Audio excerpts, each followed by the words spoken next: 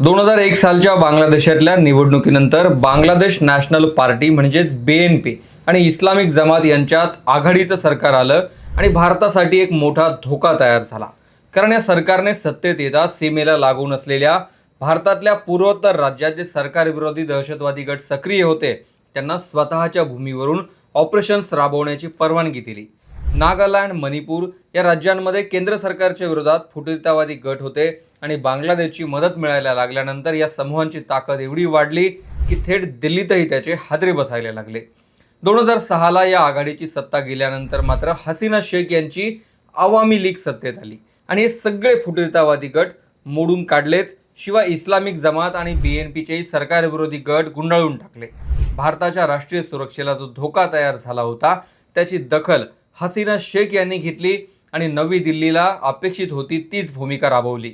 पण आता 2 दशकांनंतर पुन्हा एकदा बांगलादेशात BNPचं सरकार आलंय आणि सत्तेची कमान सांभाळणार आहे त्याच जनरल झियाउर रहमानचा मुलगा तारिक रहमान.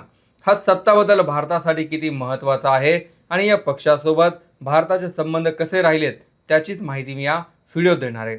नमस्कार, मी विशाल, तुम्ही पाहताय story.com. तारिक रहमान यांच्या BNP पक्षाने इस्लामिक जमातचा धुव्वा उडून 300 पैकी 209 जागा जिंकून बांगलादेशात एक हाती सत्ता मिळवली. मात्र दुसरीकडे चिंतेची बाब अशी आहे की आजपर्यंत कधीही 18च्या पुढेही आकडा न गेलेल्या इस्लामिक जमातनेही 68 जागा जिंकून एक प्रबळ विरोधी पक्षनेता होण्यासाठी स्वतःला सिद्ध केलाय. 1991च्या निवडणुकीत जमातने 18 जागा जिंकल्या होत्या. यानंतर जमातला एकाही निवडणुकीत फारशी समाधानकारक कामगिरी करता आलेली नव्हती.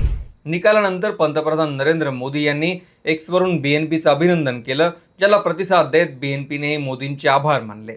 खरं तर आता जे पंतप्रधान होत आहेत त्या तारिक रहमान यांचे वडील जनरल झियाउर रहमान यांनी 1978ला बांगलादेश नॅशनल पार्टी म्हणजेच BNPची स्थापना केली. मात्र 1982मध्ये झियाउर रहमान यांची हत्या घडवून आणल्यानंतर पत्नी खालेदा झिया यांनीच पक्षाची कमान सांभाळली.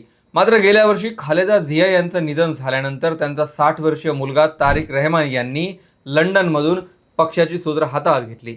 गेल्या 17 वर्षांपासून तारिक रहमान हे ब्रिटनचे शरणार्थी म्हणून लंडनमध्ये राहत होते आणि तिथूनच पक्षाचा कारभारही पाहायचे. 2006ला सत्ता गेल्यानंतर हसीना शेख सत्तेत आल्या आणि तारिक रहमान यांच्यावर भ्रष्टाचार, दहशतवाद माजवणे, खंडणी यासह वेगवेगळ्या केस टाकल्या गेल्या. परिणामी तारिक रहमान यांना अटक झाली आणि 18 महिने तुरुंगात काढावे लागले. पण आरोग्याचं कारण देत त्यांचा जामीन झाल्यावर स्वतःच्या आणि कुटुंबाच्या सुरक्षेसाठी तारिक रहमान हे लंडनला निघून गेले. असंही सांगतात की मिलिटरीच्या याच अटीवर तारिक रहमान यांना बाहेर काढलं गेलं होतं की त्यांनी जामिनानंतर देशात राहू नये. 2008ला लंडनला गेल्यानंतर तारिक रहमान पुन्हा मायदेशात परतले, ते पंतप्रधान होण्यासाठीच. 2024च्या बांगलादेश निवडणुकीत विरोधी पक्षांनी निवडणुकीवरच बहिष्कार टाकला होता आणि आवामी लीग पुन्हा सत्तेत आली होती.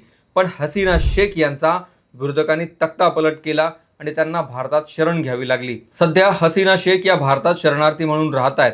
निकालानंतर मोदींनी प्रतिक्रिया दिली की हा निकाल लोकांचा तुमच्या नेतृत्वावर असलेला विश्वास दाखवतो. लोकशाही मार्गाने सर्वसमावेशक आणि विकसनशीलतेसाठी भारत कायम बांगलादेशच्या मागे उभा राहील. भारताची ही प्रतिक्रिया स्पष्टपणे दाखवणारी होती की बांगलादेशमधील नव्या सरकारसोबत आपणही आता संवाद वाढवणार आहोत. गेल्या वर्षी तारिक रहमान यांच्या आईचं निधन झाल्यानंतर परराष्ट्र मंत्री S जयशंकर हे सांत्वनपर भेटीसाठी स्वतः ढाक्याला गेले होते, जे एक दूरगामी विचार करून टाकलेलं डिप्लोमॅटिक पाऊल होतं. बांगलादेशात निवडणुकीचा प्रचार सुरू असताना BNP किंवा तारिक रहमान यांच्यासह पक्षातील कोणत्याही नेत्याने भारतविरोधी वक्तव्य केलं नाही. तारिक रहमान म्हणाले की आपल्या देशात हिंदू, मुस्लिम, शीख असे सगळ्या प्रकारचे लोक राहतात आणि आपल्याला सगळ्यांना घेऊन सुरक्षित राहायचे आहे. याचा परिणाम असा झाला की 1.25 कोटीपेक्षा जास्त लोकसंख्या असलेल्या हिंदूंनी तारिक रहमान यांच्या नेतृत्वावर विश्वास ठेवून त्यांच्या पक्षाला एकतर्फी मतदान केलं. BNPने आपल्या जाहीरनाम्यातही सांगितलं होतं की बांगलादेश प्रथम हे आपलं परराष्ट्र धोरण असेल आणि कोणत्याही परकीय शक्तीला बांगलादेशात हस्तक्षेप करू देणार नाही. खरं तर हसीना शेख यांच्या कार्यकाळात भारताचा बांगलादेशच्या परराष्ट्र धोरणात मोठा प्रभाव होता, त्यामुळे हा मुद्दा महत्त्वाचा मानला जातो. आता भारतासमोर काही आव्हानं सुद्धा आहेत. यातलं पहिलं आव्हान म्हणजे हसीना शेख सध्या भारतात शरणार्थी म्हणून राहत आहेत आणि तारिक रहमान यांच्यावर हसीना शेख यांच्या मुद्द्यावरून टीका होऊ शकते. तारिक रहमान यांनी हसीना शेख यांच्या प्रत्यार्पणाची मागणी केल्यानंतर एक आव्हान तयार होणार आहे. दुसरं आव्हान आहे ते म्हणजे बांगलादेश हा भारताचा दक्षिण आशियातला सर्वात मोठा व्यापारी भागीदार देश आहे. नव्या सरकारकडून बांगलादेशचं हित समोर ठेवून हा व्यापार आता वाढवला जाईल.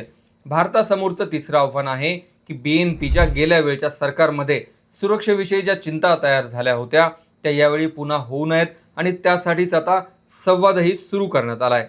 आसाम, मेघालय आणि त्रिपुरा हे राज्य बांगलादेशातील सियालहट आणि ढाक्याला जोडण्यासाठी काही पायाभूत सुविधा प्रकल्प आहेत, त्यावर काम करण्यासाठी भारत उत्सुक आहे. पण सध्या बांगलादेशातील भारत विरोधी जनभावना पाहता हे प्रकल्प पुढे रेटणं आव्हानात्मक असेल. त्यामुळेच भारतासमोरचं अजून एक आव्हान आहे ते म्हणजे दोन्ही देशातील लोकांची आपापसातील भावना बदलणं. बांगलादेशातील नागरिक आपल्याकडे पर्यटन, उपचार सुविधा अशा बऱ्याच कारणासाठी येतात. भारताकडे ज्या पायाभूत सुविधा आहेत त्या बांगलादेशकडे नाहीत आणि बांगलादेशी नागरिकांना या सुविधा पुरवण्याने भारत बांगलादेश संबंध आणखी सुधारू शकतात. त्यासाठी दीर्घकालीन आणि एकाच विजावर वारंवार एंट्री अशा सवलती गेम चेंजर ठरणार आहेत. भारतासमोरचं एक आव्हान आहे ते म्हणजे बांगलादेशातून रोजगारासाठी भारतात मोठ्या प्रमाणात स्थलांतर होत आहे आणि भाजपची सत्ता असलेल्या बऱ्याच राज्यात याविरोधी वातावरण तापलंय. आत्ताच मुंबईच्या महापौरांनी सांगितलं होतं की बांगलादेशींना मुंबईतून बाहेर काढणार आहे. तर पुण्यात सुद्धा बांगलादेशींविरोधात कारवाई सुरू आहे. हा मुद्दाही केंद्र सरकारला संवेदनशीलपणे हाताळावा लागेल. बांगलादेशात गेल्या काही महिन्यात अल्पसंख्याक हिंदूंवर अत्याचार वाढलेत आणि हिंदूंची सुरक्षितता निश्चित करणं हे एक भारतासमोरचं आव्हान असेल. याशिवाय शेवटचं आव्हान हे सुद्धा आहे की हे सगळे मुद्दे हाताळताना बांगलादेश पाकिस्तान किंवा चीनच्या बाजूने जास्त झुकला जाऊ नये. बांगलादेशातील नवं सरकार, ही आव्हानं आणि इतिहास पाहता खरंच भारतासाठी हे एवढं सोपं असेल का? तुमचं मत कमेंटमध्ये जरूर लिहा.